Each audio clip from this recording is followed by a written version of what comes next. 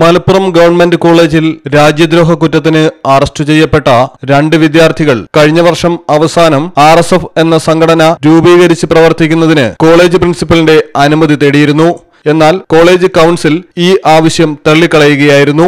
College ഭിത്തിയിൽ പതിപ്പിച്ച പോസ്റ്ററുകളിലെ പരാമർശങ്ങൾ രാജ്യദ്രോഹപരമായതുകൊണ്ടാണ് പോലീസിന് വിവരമറിയിച്ചതെന്നും പ്രിൻസിപ്പൽ അറിയിച്ചു. എന്നാൽ പോലീസിൽ വിവരമറിയിക്കുന്നതിന്റെ തലേന്ന് വൈകിട്ട് 5 മണിക്ക് തന്നെ സ്പെഷ്യൽ ബ്രാഞ്ചിൽ നിന്ന് പോലീസ് കോളേജിലെത്തുകയും വിവരങ്ങൾ ശേഖരിക്കുകയും ചെയ്തുവെന്നും പ്രിൻസിപ്പൽ പറയുന്നു. പോസ്റ്ററിൽ RSF എഴുതിയിട്ടുണ്ടായിരുന്നു. ഈ RSF നമുക്ക് ആർക്കും ഒരു പരിചയമില്ല. 2-3 അധ്യാപകരുണ്ടായിരുന്നു, ആർക്കും പരിചയമില്ല സംഘടന. അപ്പോഴാണ് എനിക്കൊരു ഓർമ്മ വന്നത്. ഞാനിവിടെ വന്നതിന് ശേഷമാണ് ഇങ്ങനൊരു റിക്വസ്റ്റ് വരുന്നതും നമ്മൾ കൗൺസിലിൽ വെച്ചിട്ട് തള്ളിക്കളയുന്നത്. അപ്പോൾ അതാണോ എന്നറിയാവുന്ന ഫയൽ വെച്ച് വെച്ചപ്പോൾ ഫയലിനകത്ത് ലെറ്റർ ഉണ്ടായിരുന്നു. അതിനകത്ത് ഈ കുട്ടിയുടെ പേര് ക്ലാസ്സും ഉണ്ടായിരുന്നു. കുട്ടിയുടെ പേര് ഇപ്പോൾ 124 ആയിട്ടുള്ള വലിയ വകുപ്പാണ് ഈ ഇവർക്കെതിരെ ചുമത്തിയിട്ടുള്ളത്. രാജ്യദ്രോഹമാണ് എങ്ങനെ കാണുന്നത്? അല്ല, നമ്മൾ ആ പോസ്റ്ററിനകത്ത് രാജ്യദ്രോഹമായിട്ടുള്ള സെന്റൻസ് ആണ് കണ്ടത്. നമ്മൾ അതുകൊണ്ട് അത് റിപ്പോർട്ട് ചെയ്യുക ചെയ്തത്. അത് ശരിയല്ലാന്ന് തന്നെയാണ് ഞങ്ങൾ വിശ്വസിക്കുന്നത്. അതുകൊണ്ട് റിപ്പോർട്ട് ചെയ്യുക, അത്രേ ഉള്ളൂ. അല്ലാതെ അതിനപ്പുറത്തേക്ക് ഈ ഒരു കൂട്ടത്തിൽ ഈ സംഘടനയിൽ ഒരുപാട് വിദ്യാർത്ഥികൾ ഉണ്ടായിരുന്നു. ഇല്ല, അറിയത്തില്ല.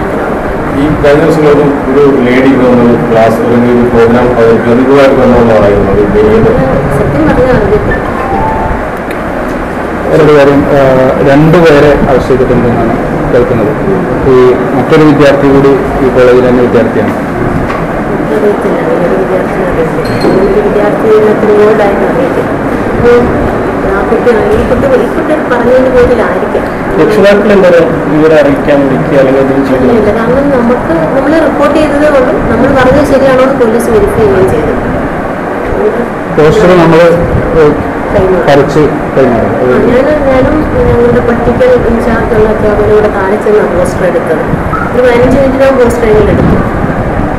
അതിവിടെ സൂക്ഷിച്ച് പോലീസിന് കൈമാറി. പക്ഷെ അന്ന് തന്നെ ഞങ്ങൾ റിപ്പോർട്ട് ചെയ്യുന്നതിന് മുൻപ് തന്നെ പോലീസ് വന്നില്ല. 20-ാം തീയതിയാണ് ഉച്ചയ്ക്കാണ് സംഭവം. പക്ഷേ 20-ാം തീയതി ഞങ്ങൾ എല്ലാം കുട്ടിയൊക്കെ വിളിച്ച് സംസാരിച്ച് കഴിയുമ്പോഴത്തേക്ക് കോളേജിൽ വിടുന്ന സമയമായി. അപ്പോൾ അടുത്ത ദിവസം രാവിലെ കൗൺസിൽ കൂടിയിട്ട് അതിൻ്റെ അടുത്ത നടപടി ചെയ്യാമെന്ന് വിചാരിച്ചിരിക്കും. പക്ഷേ 5:15 തന്നെ സ്പെഷ്യൽ ബ്രാഞ്ചിൽ നാളെ ഇവിടെ വന്ന് എല്ലാം ഡീറ്റെയിലായിട്ട് എഴുതിയെടുത്തു. പക്ഷേ ഞങ്ങൾ അടുത്ത ദിവസം 21-ാം തീയതി രാവിലെ തേമ്പാട്ടിൽ ജ്വല്ലറി, തിരൂർ, കോട്ടയ്ക്കൽ, പുത്തനത്താണി.